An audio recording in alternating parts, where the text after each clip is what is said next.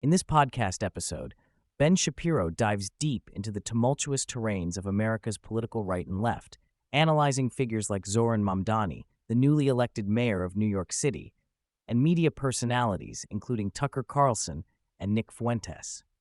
Shapiro's insights expose the underlying dynamics shaping today's discourse, from populism's pitfalls to the degradation of public dialogue, from shifting conservative coalitions to the gripping allure of radicalism. But above all, the conversation challenges listeners to scrutinize not only the battles being fought, but the ideas steering those battles. The podcast opens with a critical perspective on Zohran Mamdani's recent electoral triumph in New York City, a victory Shapiro views through a realist lens. Rather than a herald of policy transformation, Mamdani is portrayed as a symbol of a political pattern where leaders promise sweeping solutions but face the immovable inertia of entrenched systems. Shapiro warns that Mamdani's success ironically hinges on his inability to accomplish his stated goals. If Mamdani succeeds in pushing through radical policies, such as extreme affordability reforms, the city risks economic devastation and mass exodus. Conversely, if he fails, he reaps political capital by blaming systemic failures, perpetuating a cycle where problems remain unresolved and dissatisfaction grows. Shapiro's critique extends to Mamdani's personal background, highlighting the incongruities between his radical socialist rhetoric and his privileged upbringing. This underlines a broader observation about revolutionary movements. They are seldom led by true proletariat, but often by disaffected members of the bourgeoisie who take up the mantle of the vanguard despite a life marked by privilege. Such dynamics invite reflection. Are politics today driven by authentic connection to constituent struggles or by the allure of ideology as a vehicle for personal empowerment? Transitioning from Mamdani's populism, the conversation tackles an increasingly fractured right wing in America, spurred in part by controversies like Tucker Carlson's decision to host the white nationalist figure Nick Fuentes. Shapiro condemns this not simply as a matter of free speech, but as a moral and strategic failure. Carlson's approach, which often involves presenting extremist views without critical interrogation, effectively launders dangerous ideas, granting them a veneer of legitimacy. This tactic, Shapiro argues, weakens the conservative movement by alienating moderate voters and feeding a red versus brown polarization, with extremes on both sides vying for dominance.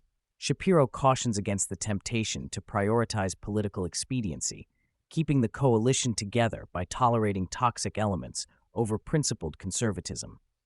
Here arises a vital question for the American right: should ideology be sacrificed at the altar of fleeting political gains? The podcast highlights how such radicalization could prove electorally self-defeating, noting that while niche online followings amplify such voices, they do not represent the broader electorate. This disconnect raises a challenging dilemma. How does a movement navigate the tension between authenticity and electability without becoming a caricature of itself? Underlying much of the debate around figures like Tucker Carlson and Nick Fuentes lies the contentious topic of cancel culture.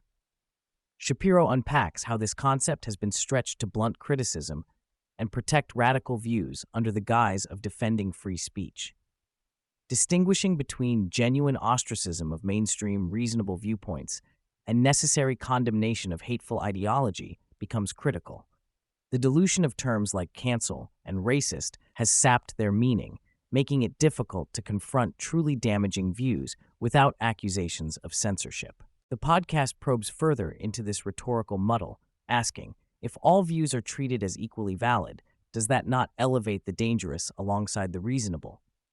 Moreover, Shapiro highlights how emotionalism, such as decrying enemies with invective instead of rational argument, undermines constructive dialogue. One might wonder, in a media landscape flooded with outrage and sarcasm, can meaningful political conversations survive?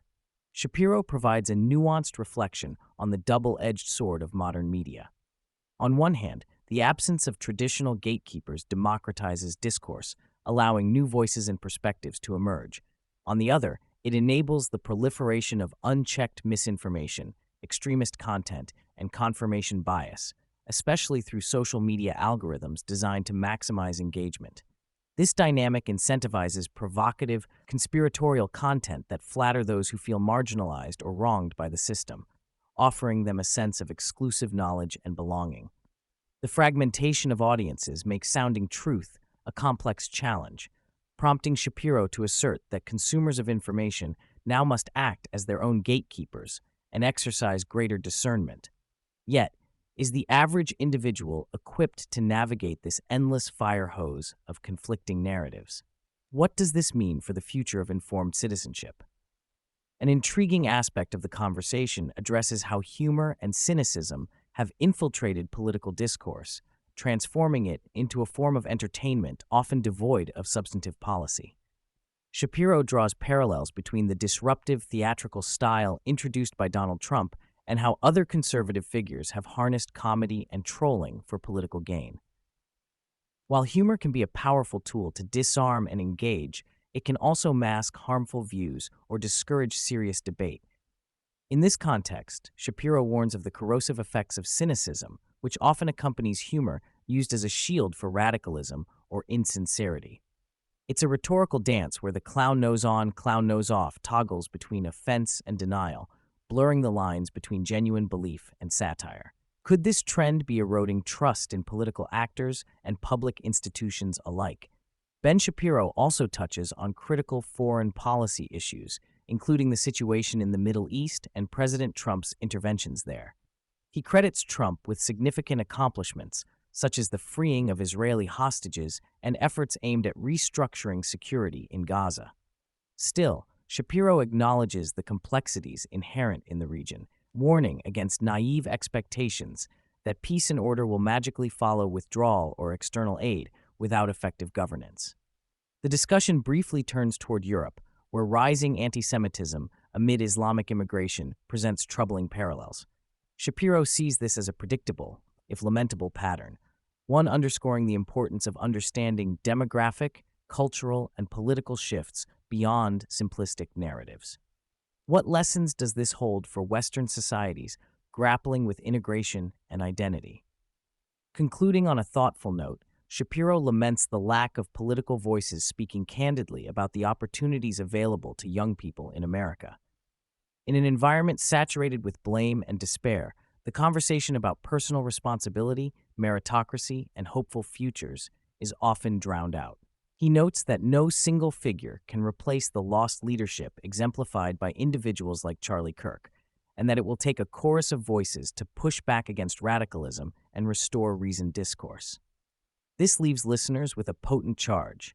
How do we cultivate leaders who inspire by speaking truths many avoid? And how can societies foster hope without glossing over genuine challenges?